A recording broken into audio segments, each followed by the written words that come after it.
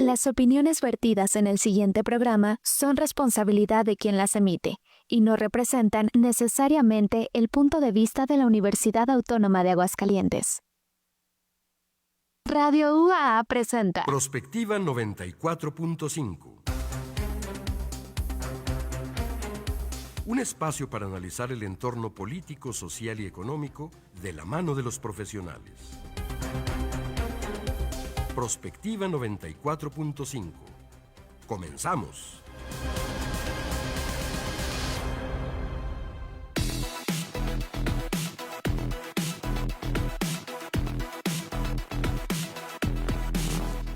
Hola, ¿qué tal? Muy buenos días, bienvenidas y bienvenidos a Prospectiva 94.5. Hoy viernes 29 de agosto del 2025, ya estamos terminando este mes de agosto y listos para entrar ya al noveno mes del año, al mes de septiembre, que tendremos aquí en la Universidad Autónoma muchas festividades importantes, comenzando con la Feria del Libro, luego nuestra tradicional feria universitaria y ya dentro de 2 fines de semana que los convocamos para que estén aquí nos acompañen. Hoy en Prospectiva vamos a hablar de un tema que pues debería interesarnos a todos, que es la contaminación que sufre nuestro planeta por los plásticos, el reciclado de estos productos y cómo pues algunas iniciativas que se han puesto en marcha, muchas de ellas no han funcionado porque no se les ha dado el seguimiento correcto, pero también, bueno, creo que vemos que los productores de algunas mercancías, los embalajes, los empaques, pues se siguen haciendo con plásticos. ¿Y qué estamos haciendo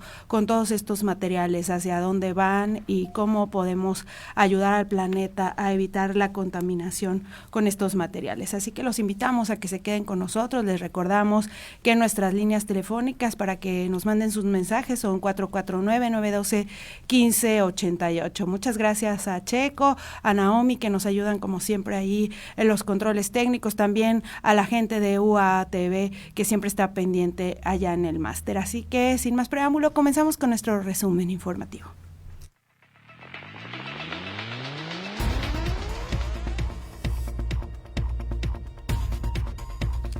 Y este viernes 29 de agosto se llevará a cabo la toma de protesta a los nuevos jueces y magistrados del Poder Judicial aquí en el estado de Aguascalientes, que fueron electos en la jornada del pasado 2 de junio como parte de la reforma judicial.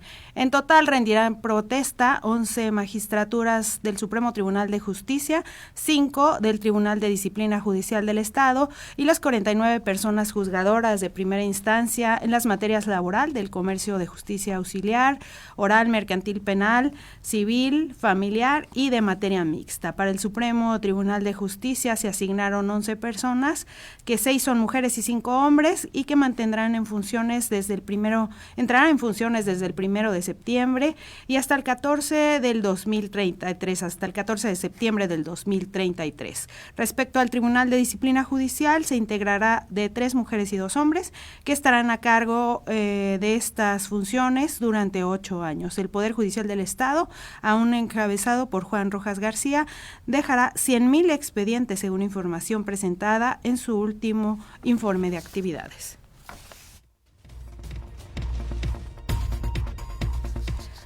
En la sesión de la Sala Superior del Tribunal Electoral del Poder Judicial de la Federación, y a propósito de esta reforma al Poder Judicial, se puso a punto final al primer proceso de la elección de los integrantes de este poder, tras dar definitividad a los resultados de todas las elecciones a los 881 cargos federales que se disputaron. Tras resolver el último bloque de asuntos relacionados con las impugnaciones de las elecciones de junio, la única etapa que resta es la toma de protesta de todos los ganadores, que se realizará el próximo lunes 1 de septiembre y que también será, por cierto, el primer informe de la Presidenta de México. Durante este proceso, el Tribunal Electoral del Poder Judicial de la Federación resolvió más de 5,000 asuntos, de los cuales 975 fueron en la etapa de resultados electorales. Luego de concluir el debate del último de los asuntos en la sesión del pasado jueves, Soto Fregoso emitió un mensaje en el que recalcó la relevancia de este proceso, que ha sido inédito por ser el primero relacionado a la elección judicial. Justamente es de poder detectar, sancionar y prevenir la comisión de irregularidades. Y bueno, el Servicio de Control de Inmigración y Aduanas de los Estados Unidos, ICE por sus siglas en inglés, ha dado a conocer un aviso de recompensa de $10 millones por Alfredo Guzmán Salazar, hijo de Joaquín El Chapo Guzmán, ex líder del cártel de Sinaloa. La agencia de seguridad, a través de un comunicado en su página web y una publicación en X, lo acusa de liderar la facción de los Chapitos junto con sus hermanos. En una lista de los más buscados por el ICE, también se encuentran su hermano Iván Archibaldo Guzmán, sobre el que pesa una recompensa también de $10 millones, y quien se cree lidera la facción también de los Chapitos, tras la condena de su padre en julio de 2019. Junto a ambos figura de igual manera Aureliano El Guano Guzmán Loera, su tío, de los pocos capos de antaño que no han sido encarcelados en Estados Unidos, como El Chapo o El Mayo, o algunos abatidos como Arturo Ventral Neiva y Juan José Esparragosa Moreno.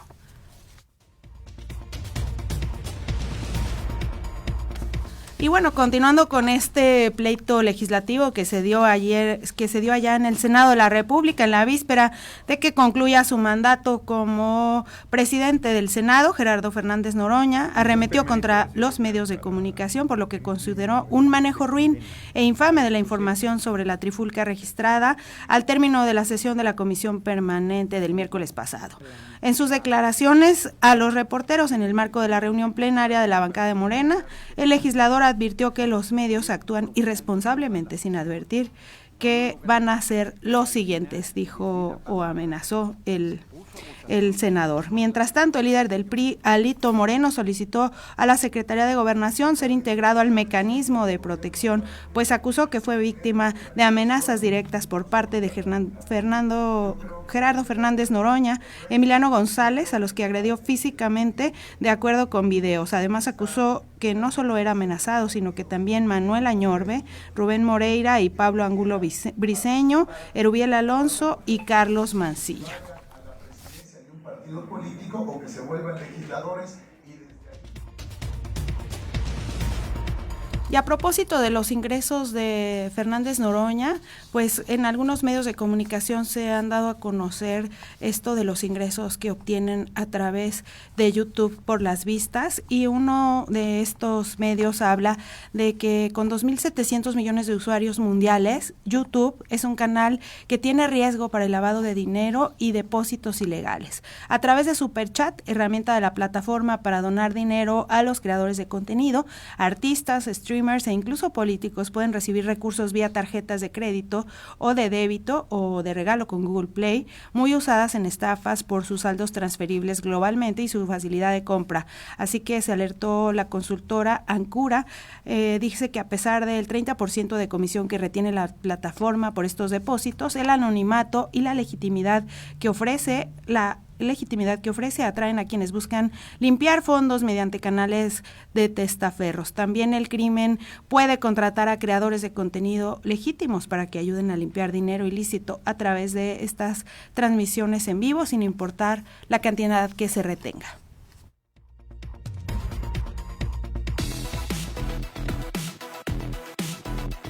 Comunícate al WhatsApp al 449-912-1588. Búscanos en Facebook como Radio UAA o en Instagram, Radio UAA 94.5 FM.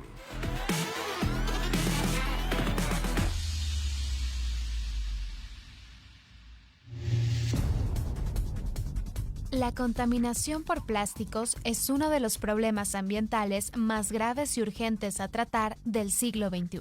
Cada año, más de 400 millones de toneladas de plástico son producidas en el mundo, y una gran parte termina en vertederos, ríos y océanos.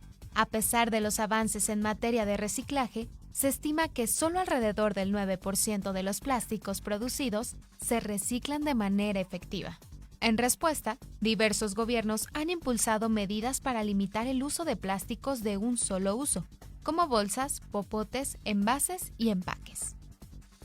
En México, por ejemplo, desde 2020, varias entidades federativas han prohibido su distribución, promoviendo alternativas biodegradables o reutilizables. No obstante, los resultados han sido dispares. Mientras algunas regiones reportan avances en la reducción de residuos plásticos, otras enfrentan desafíos como la falta de infraestructura, educación ambiental o supervisión efectiva. La industria también juega un papel importante en la producción de residuos plásticos, especialmente con empaques y embalajes. Esto, al tiempo que los consumidores comienzan a modificar sus hábitos, aunque no siempre con resultados sostenibles a largo plazo. Hoy, en Prospectiva 94.5, analizaremos si las estrategias impulsadas por gobierno y organizaciones ecologistas han sido suficientes, si se está atacando la raíz del problema y qué papel deben asumir tanto el Estado como la sociedad civil ante una crisis que no solo afecta al medio ambiente, sino también a la salud humana y a los ecosistemas globales.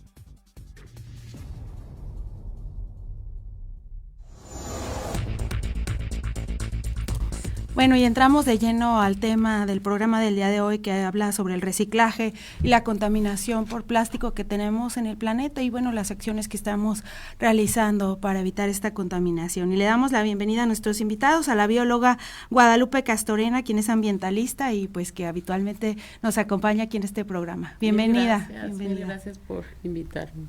Gracias. Y también está con nosotros Luis Medina Hernández, director de Gestión y Educación Ambiental en la Secretaría de Sustentabilidad, Medio Ambiente y Agua. Bienvenido, Luis, muchísimas gracias. No, al contrario, Mari, muchísimas gracias por el espacio. Y un gusto estar con Luis. Igualmente.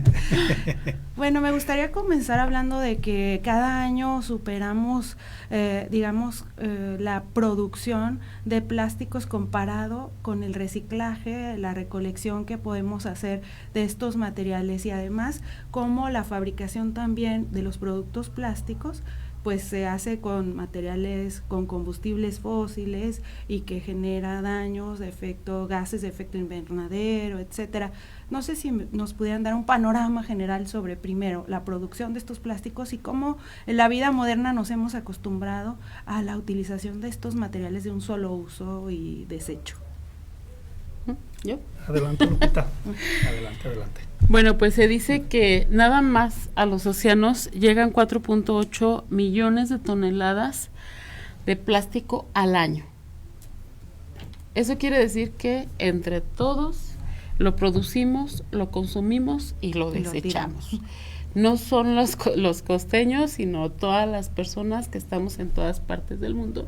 Y esto llega a los océanos precisamente porque a veces, aunque estén los contenedores, no falta quien los saque, pues un agradecimiento a los pepenadores que sí los sacan, los llevan, y muchas veces a costa de la cochinez de las personas que estamos en casas, que revolvemos todo, y ellos tienen que sacar entre lo que es prácticamente basura, y sacar lo que es valorable. Uh-huh. Y se dice que hasta el año 2022, que es el año que saqué el dato, 150 millones de toneladas de plástico había en el océano. ¿Cómo llega ahí?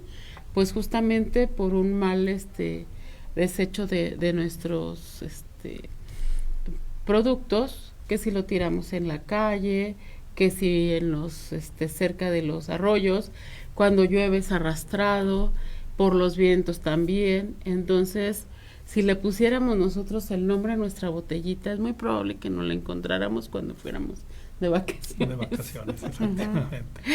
Sí, y lo que se recicla apenas es el 9% de lo que se produce. De estas millones de toneladas, o sea que millones de toneladas no se reciclan.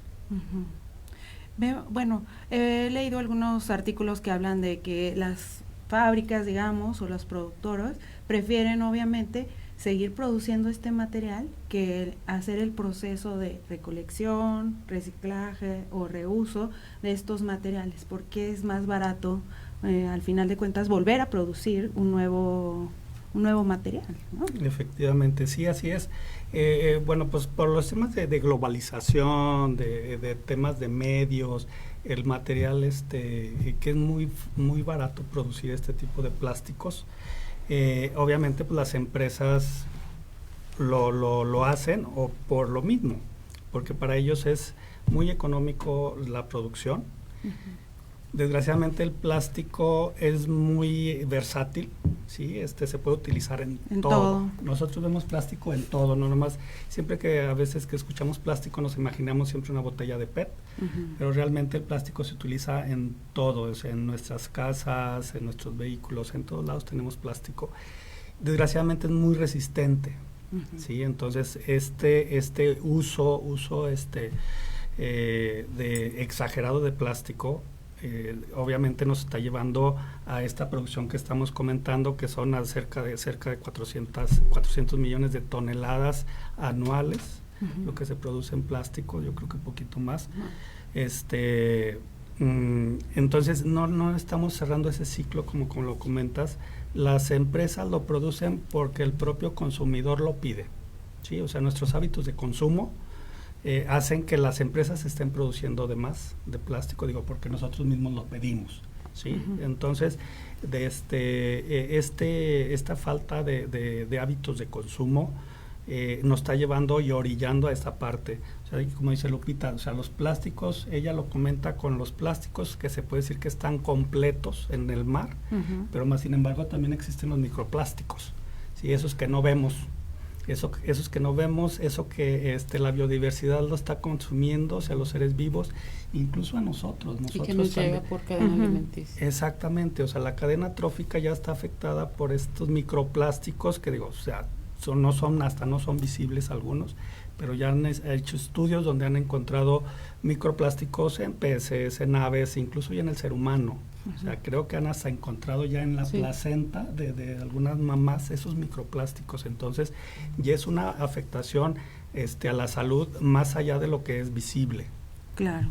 ¿Qué tanto han funcionado? O bueno, primero ir al fondo. ¿Qué tipos de plásticos hay? Porque creo que hay plásticos que pueden ser reciclados o recolectados y reusados, otros que no pueden ser reciclados fácilmente, que necesitan un proceso mucho más complicado. ¿Qué tipos de plásticos hay? ¿Qué tan contaminantes son en cada tipo, etcétera?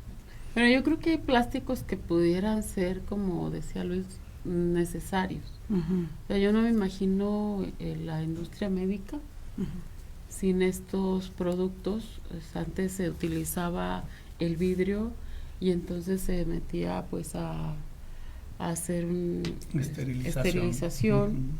Como por jeringas, ejemplo, por ejemplo. En la casa las jeringas servían, pero luego se dieron cuenta que le quedaban por ahí algunos residuos que no podían ser, no se acababan con solamente hervirlos.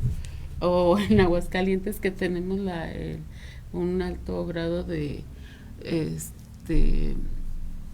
sales. De sarro, ¿no? En el agua. Yo me acuerdo que las jeringas, que me acuerdo porque soy de ese tiempo, se tapaban. Pero en la cuestión médica, sí, cuando tú tienes allá tu enfermo, dices, no, que lleguen esterilizados, ¿verdad? Claro. No sé, yo veo aquí, mira, plásticos en la televisión, la computadora, el cierre, todo. O sea, prácticamente los aretes, prácticamente hay muchísimos plásticos. ¿Cuáles podemos evitar? Los de consumo diario, de un solo uso. El reuso, yo creo que es una ilusión. O sea, yo tengo aquí una botellita, le corto y luego hago un lapicero, ya lo estoy reutilizando, qué padre. Y al último va a ir a la basura, pues, a los desechos sólidos urbanos. Sí, el reuso es una ilusión. El reciclaje, creo que también en el sentido del plástico, porque al final de cuentas, cuando se vaya a degradar, va a ser microplástico. Y al final de cuentas va a ir en contra de nosotros. La idea sería no consumir, porque bien lo dijo Luis, o sea, porque consumimos se produce. Es como esta ley que le llaman de la oferta y la demanda. ¿Qué tanto han funcionado estas políticas por reducir justamente los plásticos de un solo uso? Porque bueno, hemos visto, por ejemplo, aquí en Aguascalientes, que hubo un momento en que se prohibió a las tienditas el dar estas bolsas de plástico. Y empezamos quizás a comprar bolsas que podíamos reusar, pero ya se regresó a dar la bolsa de plástico en casi todos los comercios, sobre todo pequeños, ¿no? Claro. Sí, o sea, sí existen ya leyes donde regulan este tipo de actividades, pero como lo dices, Mari, efectivamente no ha sido muy efectiva, porque precisamente ya ahorita ya tal vez en algunos espacios ya no te la regalan, te la venden, pero la compramos. Pero a fin de cuentas está ahí la bolsa, ¿no? Sí son ahí pequeñas acciones que algunas personas lo hacen, como por ejemplo que van al súper y ya no compran bolsas, simplemente sabes que ponme toda la mercancía en mi carrito y de mi carrito la voy al coche, y bueno, pues es una manera efectiva de reducir, pero eso ya lo tendríamos que hacer cada persona, ¿no? Y como decías ahorita del tipo de plásticos, hay muchas variedades, hay 6 variedades y una 7ª que se llama otros, pero en ese otros cabe toda la combinación de elementos en algún tipo de plástico. Digo, por lo general siempre pensamos en el PET, que son las botellitas. Es reciclable, sí, no hay ningún problema con estas botellas de PET. Está el polietileno, sí, que son pues envases de detergentes, que son un plástico más resistente, sí, es las botellas de donde viene el champú y todo esto, que también son factibles de reciclar. Está, por ejemplo, el PVC, que nosotros lo conocemos en las tuberías de nuestras casas.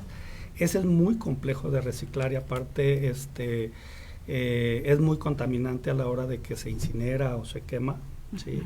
¿Qué otro? Pues el polipropileno, que son como las tapitas de las botellas, que es así. Ha habido muchas campañas para hacer acopio. Recolección. Exactamente. Está el unicel. ¿Y ese también es reciclable? Es reciclable. Sí, las tapitas sí es un plástico muy reciclable. Entonces, está el unicel, el famoso unicel, que también, como decía Lupita, muy utilizado en muchas áreas de la construcción, de medicina precisamente, todo lo que tiene que estar como esterilizado tiene que venir en esos empaques, incluso muchos alimentos vienen en unicel.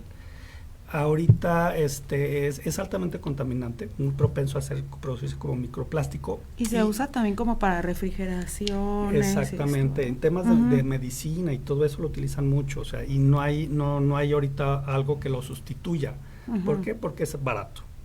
Entonces, hasta ahorita están empezando a haber empresas que reciclan unicel, pero también es costoso, porque por lo general la mayoría de los uniceles viene contaminado, ya sea por alimentos o algún otro proceso. Entonces, quitarles eso, lavarlos y todo eso es un proceso caro.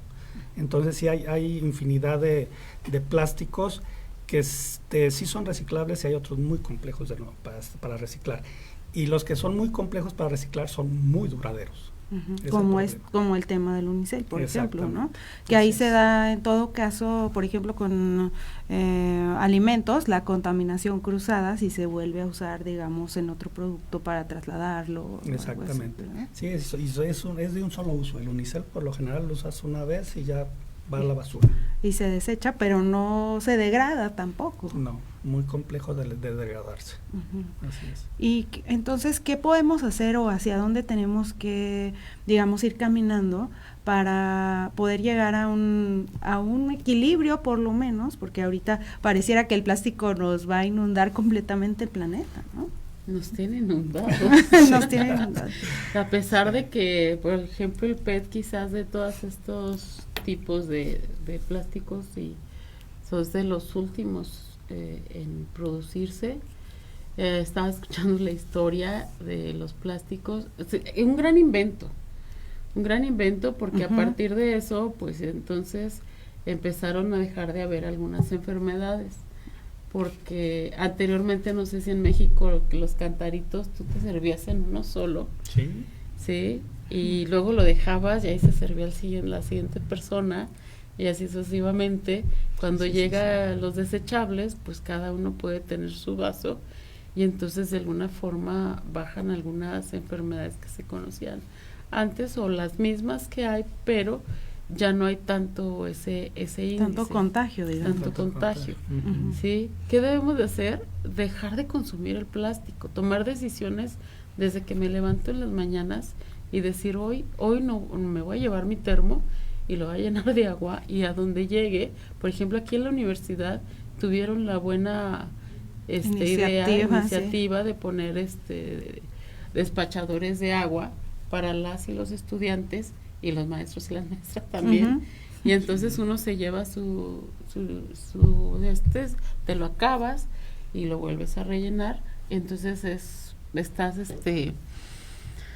pues dejando de usar plástico, digamos, sí. o un producto de un solo uso. Sí, en los tiempos de que se usaba tanto, que no había tantos termos, yo les preguntaba a mis chavos más o menos en la prepa cuántas botellas compraban por día. Entonces compraban entre 1 y 2 por persona. Por persona. Sí. Entonces imagínate 50 personas. Por semana ya eran, si solamente era una, por 5, eran 2,000, ¿qué? 250. No. Sí.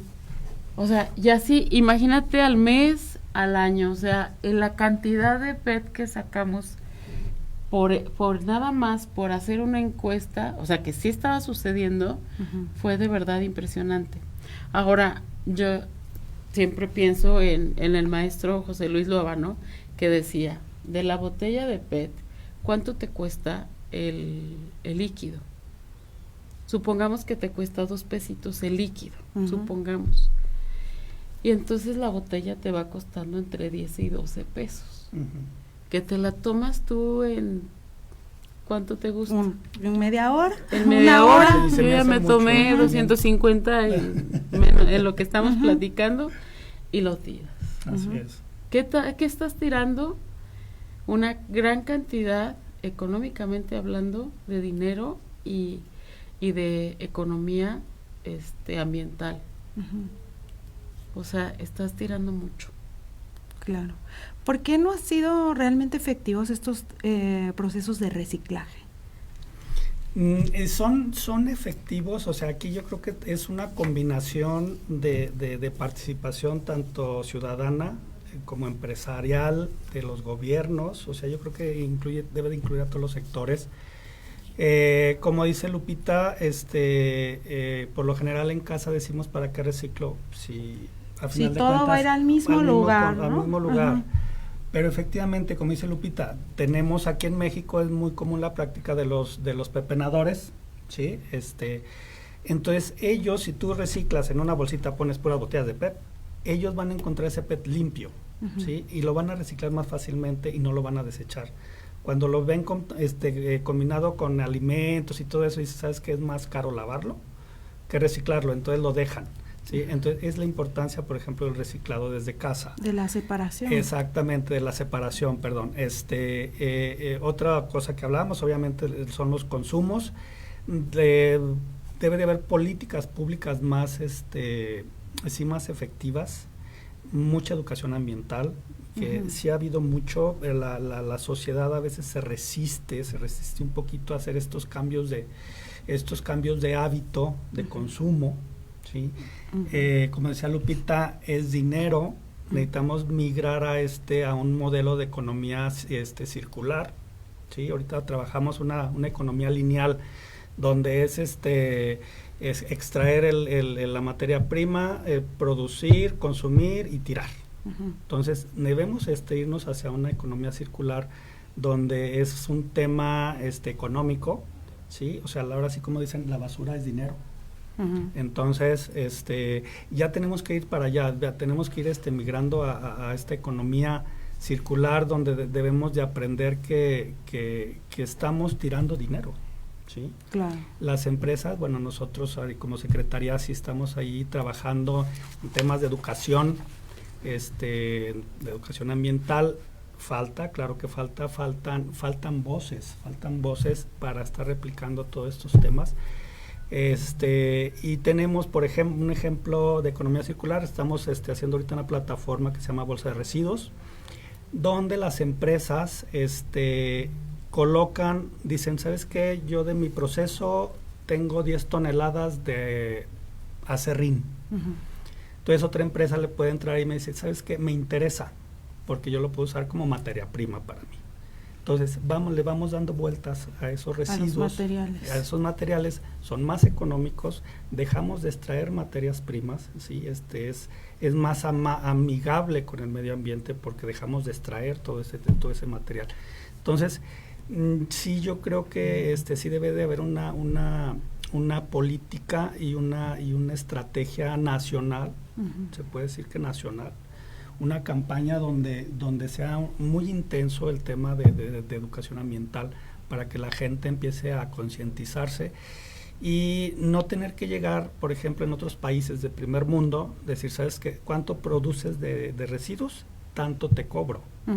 Sí, vamos a tener que llegar a tal vez a esa parte, o sea, porque es imposible, es insostenible toda la producción y todo el tema de los residuos que se están generando sin que tenga un efecto en la reducción. Que creo que en nuestro país luego es muy común esto de tomar acciones punitivas en lugar de acciones de educación y de preparación o de capacitación para las personas. Si les parece, vamos a hacer una pausa y volvemos con este tema del plástico. Vamos a hablar un poco también de la industria y del papel que juega en este proceso.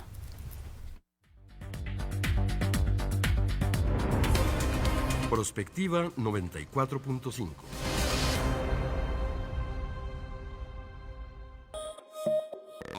Búscanos en redes sociales. Radio UAA 94.5 FM.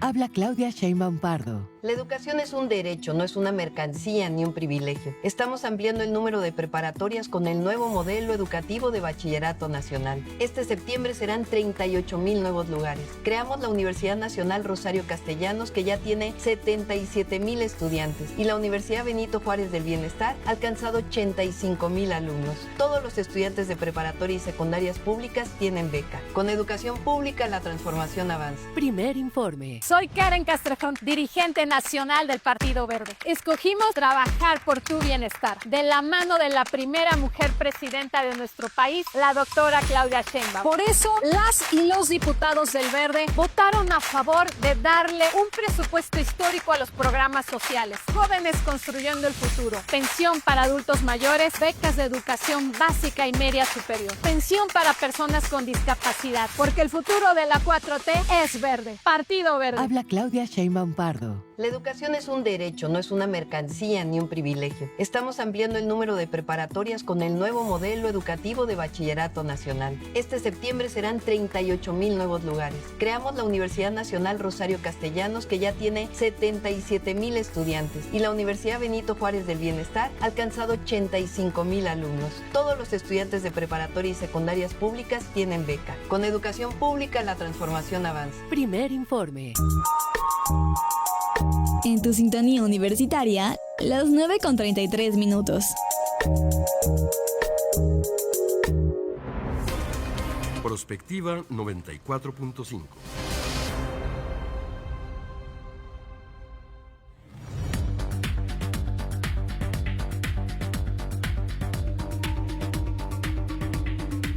Regresamos aquí a Prospectiva 94.5, les recordamos nuestros medios de contacto 449-912-1588 si quieren participar en el programa. Hoy estamos platicando sobre el reciclaje y la contaminación por plástico y está aquí con nosotros la bióloga Guadalupe Castorena, que es ambientalista, y también Luis Medina Hernández, director de Gestión y Educación Ambiental en la Secretaría de Sustentabilidad y Medio Ambiente. Antes del corte platicábamos pues de todo el proceso o todo, digamos, el camino que lleva el plástico hasta llegar a los rellenos sanitarios prácticamente, porque mucho de pues no se recicla, y cómo de alguna manera van perdiéndose estas iniciativas que se han implementado, por ejemplo, los centros de acopio que había y que de repente pues tuvieron un boom aquí en el estado, y luego como que vamos dejándolos de lado, quizás porque no hay las suficientes campañas para estar insistiendo en la gente, y luego nosotros mismos en nuestras casas perdemos estas iniciativas, ¿no?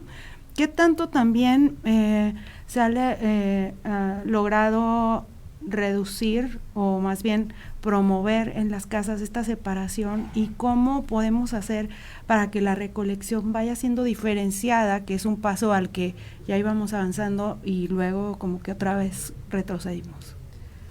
Yo tengo la imagen de antes de la pandemia que se metió esta ley para quitar los popotes, bolsas, etcétera. Pero llega la pandemia y por el susto que teníamos de contaminarnos del bicho, se aumentó, por supuesto, porque decían, no, o sea, que me sirvan, aparte, que se tape con la bolsa, y bueno, tenías un pánico que justamente los desechables como que te bajaban esa sensación de que te ibas a contagiar y entonces aumentó. Después de eso no sé si ha podido bajarse, porque en mi casa, que es su casa, aunque yo estoy en contra de llevar plásticos y que digo que no, todos los días hay unicel y todos los días hay bolsas. ¿Sí? Ahora, en el mismo municipio hay un programa que se llama Lunes de Basura, que no es basura, que lo están promocionando mucho en el radio. Luego hace falta eso de campañas masivas en los diferentes fuentes, desde las fuentes tradicionales hasta las de internet. Necesitamos buenas campañas de difusión, o sea, necesitamos esas mentes brillantes para que nos digan que ya no estemos comprando materiales de un solo uso. Como la campaña, ¿te acuerdas? Bueno, no sé, pero la de Amanda, ciérrale. O sea, todavía la recordamos, de que había que cerrar la llave. Y entonces necesitamos esas mentes brillantes que nos digan cómo hacerle o cómo se nos puede quedar esa cancioncita, esa parte, y que de alguna manera vaya permeando en nuestro hacer diario, ¿no? Ese de Amanda Sierra, o no se puso el cinturón, ¿te acuerdan? Y de una niña que decía, no se puso el cinturón, no se puso el cinturón, no me puso el cinturón. Entonces, habrá que pedirles a los medios de comunicación como ustedes, como gente que tiene en las instituciones estas áreas de comunicación, como aquí, como la Secretaría de Sustentabilidad, nuevamente Yegua, que se pongan esas pilas para ponerse los creativos a decirnos en mensajes pequeños que no lo debemos de hacer. Y bueno, pues sabiendo también que el mejor residuo es el que no se produce. Claro. Y si no se produce es porque no lo estamos consumiendo. Y ahí como la industria, digamos, podría aportar en la reducción de empaques o embalajes, porque además ahora que usamos tanto las paqueterías, el plástico también es un material que se está usando mucho más para estos, digamos, empaques de productos, ¿no? Y protección de algunos otros. Sí, o sea, tal vez se pensaría que decir, bueno, esos productos ya no necesitan, ya no los van a poner en alguna otra cosa porque los mandan por correo. Pero efectivamente, o sea, es otro tipo de residuo que se está generando que no existía, o sea, porque antes la paquetería era poca quien usaba la paquetería, y ahorita todo mundo usamos las plataformas para pedir cosas que muchas veces no necesitamos, o sea, y aparte son baratísimas, o sea, mucho producto de China que te llega aquí que dices tú, bueno, ¿cómo me van a mandar? Lo compro, me cuesta, no sé, 25 pesos y me lo mandan desde China, ¿sí? O sea, son productos y muy baratos y por lo general inútiles, en su gran mayoría. Por eso es lo que hablamos de los hábitos de consumo. Entonces, sí estamos como que tratando de atacar unas partes, pero no nos ponemos a pensar en los resultados de algunas otras. Por ejemplo, el tema de las paqueterías, ¿sí? Que no se usaban antes, pero ahora sí. Entonces dicen, es menos embalaje tal vez en las tiendas, porque donde las tienen está la pura caja, ¿sí? Pero bueno, ya es otro empaque el que viene. Como dice Lupita, sí necesitamos campañas más fuertes, incluso estas que menciona, pues fueron campañas a nivel nacional, ¿sí? Y a donde quiera, cualquier estado que vayamos, que mencionamos estos anuncios, lo recuerdan.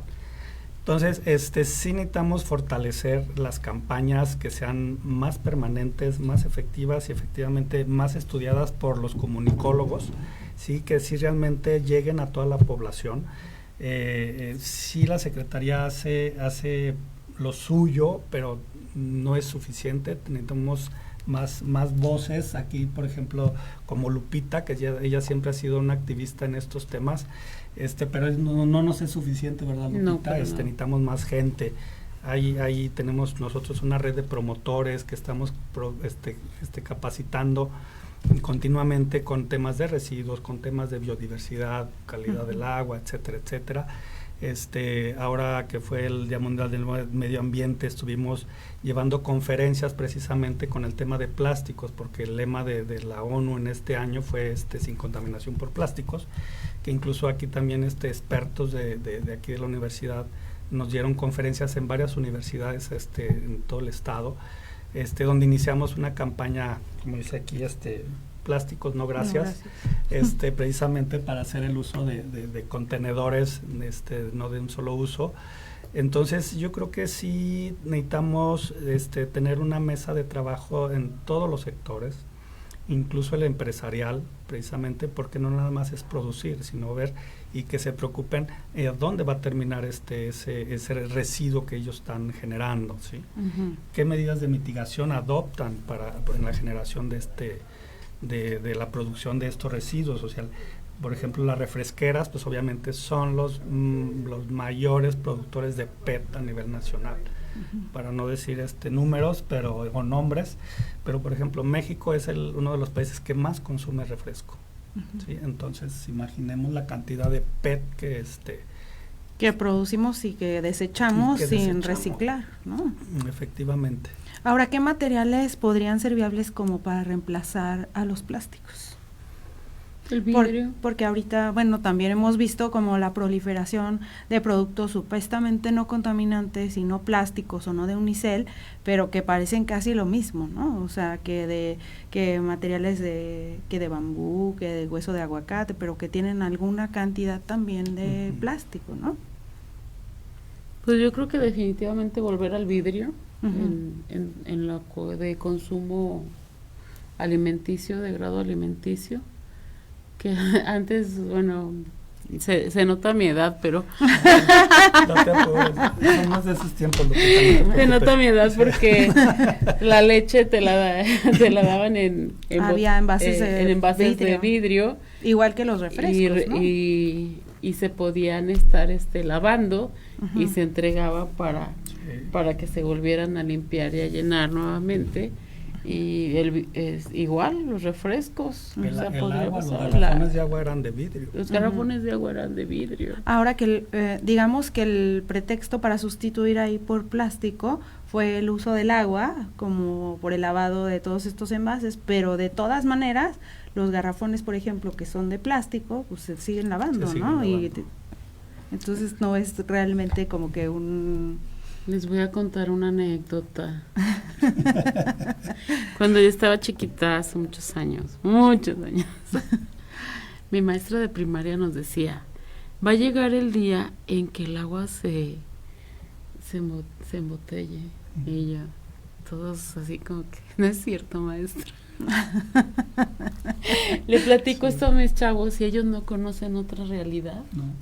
Sí. Ahora, ¿qué tanto las nuevas generaciones están ya más conscientes? Porque pues sí hemos venido, digamos, sembrando esta semilla de la educación ambiental, del no uso de ciertos materiales, etcétera, y ya hay muchos chicos que ahora cargan con sus termos, que usan estos popotes de metal, que son lavables, etcétera.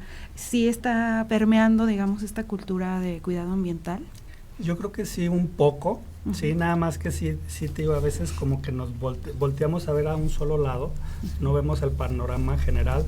Por ejemplo, como lo comentas ahorita también, o sea, yo también, mis hijos son todos los días traen su termo para llevar agua, traer agua y van y vienen con sus termos. Pero también no nos estamos fijando, por ejemplo, el lado de las modas pasajeras. Todo el mundo compramos porque, o sea, es increíblemente barato comprar en línea y en estas tiendas o en estos sitios que están muy de moda, que dices tú, pues bueno, es facilísimo comprar. Claro. Entonces compran y compran y compran esa moda flash, que la usan 1 o 2 veces y la tiran, ¿sí? La olvidan, o sea, o sea, digo, tiene muchas aristas el tema del uso de plásticos, porque es en muchos sectores donde se utilizan. Entonces yo creo que sí está permeando un poco, pero sí necesitan los chavos tener esa visión en ese hábito de consumo, precisamente. Sí, digo, hay muchos que sí son muy conscientes de lo que están consumiendo, pero en la generalidad, si tú te fijas, oye, ¿dónde lo compraste? Pues lo compré acá. Para no decir nombres, ¿no? Lo pedí por aquí, lo pedí por allá, ¿sí? Y son modas y todo el mundo agarra esa moda y todo el mundo quiere lo mismo. Entonces, piden, a los 8 días llega otra cosa y se pone de moda. Bueno, tiran eso y piden esto otro. Entonces, sí son esas aristas que se tienen que fijar ellos, no nomás ellos, todos nosotros, pero la juventud sí juega un papel muy importante. Ellos son expertos en utilizar medios de comunicación, ahorita todos, el Facebook, el Instagram, y les hacen caso, o sea, se hacen caso entre ellos. ¿Sí? Entonces sí, yo creo que juegan un papel muy importante. Nosotros, como dice Lupita, al menos yo que tenemos un poquito más edad, pues utilizamos el Facebook, ¿verdad? Los chavos ya no. ¿Y qué papel juega la industria y cómo podría la industria contribuir a la reducción de del uso de estos materiales plásticos? Pues yo creo que por un lado las sanciones, una buena reglamentación y la entrada de la economía circular, y por otro lado la sanción por parte de los consumidores. No consumas y vas a ver qué va a hacer la industria, tener que voltear a ver otros materiales. Claro. Pero tenemos que hacerlo de manera consciente, de manera masiva, y que no nos gane. Yo a veces que no cargo con mi botella me castigo y digo, ahora que llegue a la casa tomo agua. Ahora no puedo tomar. Pues obviamente si me estoy deshidratando, obviamente voy a buscar alguna manera, pero si no pasa eso, sí me ando castigando. Pero es algo que tenemos que tener como en nuestra conciencia, de que esos plásticos nos van a sobrevivir. Los pañales que utilizaron los chiquillos de bebés les van a sobrevivir. Nosotros nos vamos a ir y el plástico va a quedar ahí. Les vamos a dejar de herencia, ¿no? Entonces sí debemos de primero pues separar, reutilizar lo que se pueda, que no creo que sea una gran solución. Reciclar, mandar al recicle lo que se pueda, que tampoco creo que sea una gran solución. No consumir es el punto la clave. Sí. Por ejemplo, aquí en la universidad se lleva a cabo el trueque ecológico y tiene mucho éxito porque ellos separan, pero además te dan algún un estímulo, ¿no? Estímulo. Sí, entonces para la feria universitaria me imagino que no me imagino, tengo la certeza porque ya lo vi que van a estar ahí. Nosotros en Movimiento Ambiental de Aguascalientes, además de tener siempre un seminario permanente de ética animal y ambiental, donde hablamos sobre todos esos temas ambientales, el segundo viernes de cada mes, tenemos el primer domingo de cada mes el trueque. Es un espacio donde alargas la vida útil de las cosas, dejas de sacar materia prima de los ecosistemas y además te ahorras una lanita. Claro. ¿Qué consecuencias, que no hemos platicado mucho, ambientales ya platicamos, pero económicas y también de salud pública tiene toda esta contaminación por plásticos? Sí, bueno, como ya lo habíamos comentado, o sea, los microplásticos no sé, ahorita apenas están haciendo estudios, o sea, no tienen ahorita una certeza de cómo esté realmente afectando de manera masiva a la salud, la salud, sí, y a los ecosistemas. Entonces es como algo nuevo, se puede decir, sí, que se tiene poco tiempo que se descubrió. No sabemos qué consecuencias vaya a tener. Obviamente son cuerpos extraños dentro de nuestro cuerpo y obviamente va a tener alguna consecuencia. ¿sí? Económicamente yo creo que todo lo que es todo el impacto ambiental que hay en el mundo en todos los temas, los temas de mitigación y adaptación son carísimos, ¿sí? O sea, todo lo que es el tema de cambio climático y tratar de mitigar un poquito y adaptarte a todos estos cambios siempre es muy caro. Es, por ejemplo, ahorita con los huracanes, siempre ha habido huracanes, pero ahorita ya son más impactantes, ya llegan con mucha fuerza. Entonces el impacto que tienen con la sociedad, con la economía, es bastante fuerte. Entonces el adaptarte a esos cambios pues es caro, o sea, porque tienes que tener que mover tal vez hasta una ciudad, porque esos impactos continuamente están destruyendo los tsunamis. O sea, imagínate el impacto económico que genera en estos países donde les llegan, pues es una destrucción total, ¿sí? Entonces, económicamente, el no tener medidas para generar o de generar menos es más caro, ¿sí? Es más caro el producirlo que no producirlo, ¿sí? Por los efectos que se pudieran tener.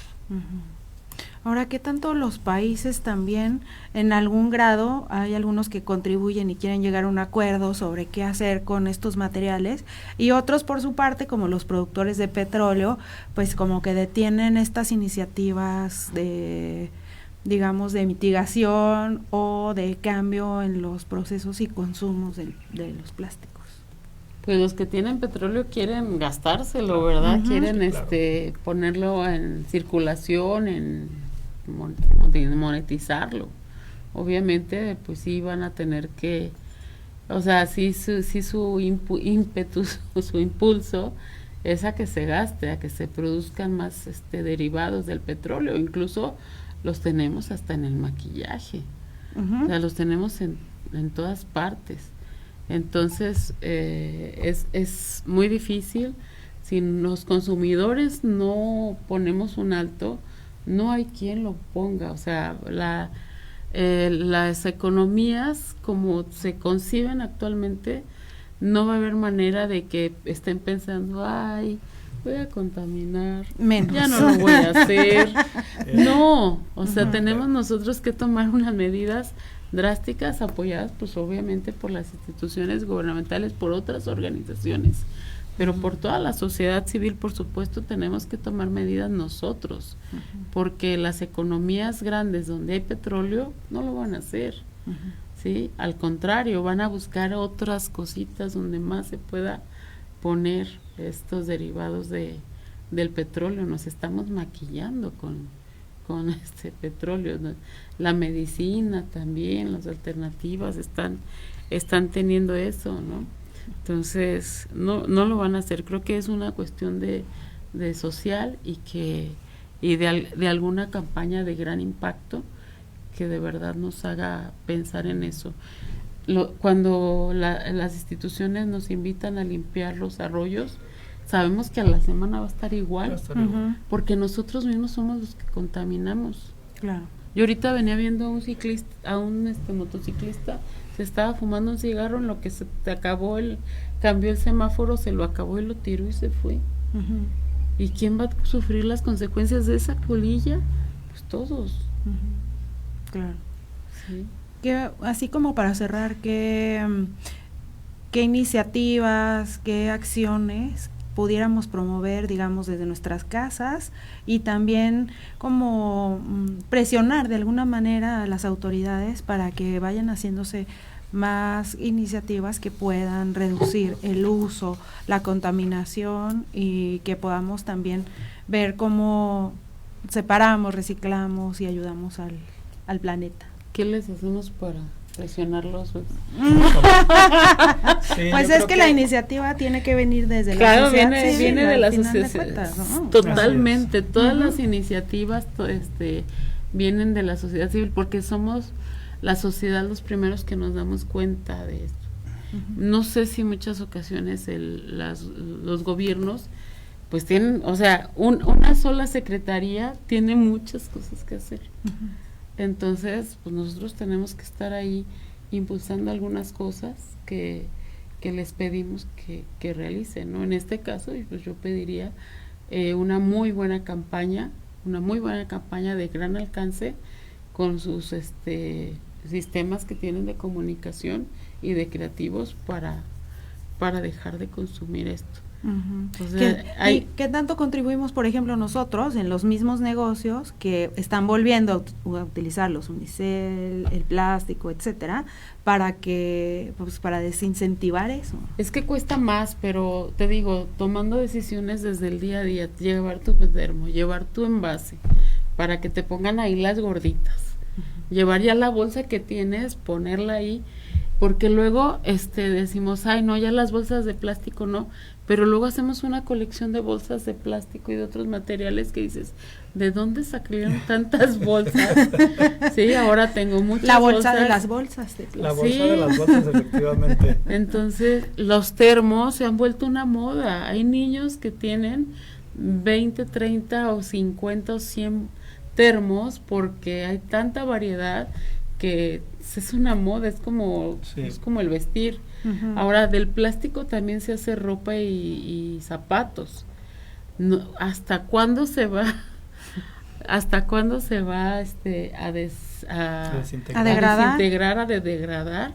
Pues te digo que es una ilusión, es solamente alargarle un poquito más la vida, pero la solución es que como consumidores dejemos de hacerlo. Luis. Así es. Sí, efectivamente, como lo hemos mencionado, los hábitos de consumo son muy importantes. La conciencia que tengamos cada uno de nosotros como ciudadano también es muy importante. Efectivamente, debemos de reforzar las políticas públicas y la aplicación de la legislación para evitar precisamente esto, ser un poquito más duros en esta aplicación. Yo sé que vamos a llegar a un momento en que se tiene que hacer, o sea, no hay de otra, o sea, sí hacer la concientización, pero yo creo que en cierta manera se va a llegar a un punto en que se va a tener que aplicar leyes más duras y pues bueno, es cuando le pegan un poquito más al bolsillo de la economía, a la gente, pero va a ser necesario, yo creo que no hay de otra, o sea, estamos ahogándonos en plástico. Sí. Sí, estamos inundados de plástico prácticamente y creo que las iniciativas tienen que venir de lo individual hacia lo global para que pueda darse una solución finalmente al uso de este material. Y pues con ese mensaje nos vamos a despedir. Muchas gracias a todos los que estuvieron siguiendo esta transmisión de Prospectiva. Muchas gracias a nuestros compañeros allá en la cabina en UATV y sobre todo gracias a ustedes que siguieron la transmisión de este programa. Los esperamos el lunes a las 9 de la mañana aquí en Prospectiva. Radio UAA presentó Prospectiva 94.5. Un espacio para analizar el entorno político, social y económico de la mano de los profesionales. Prospectiva 94.5.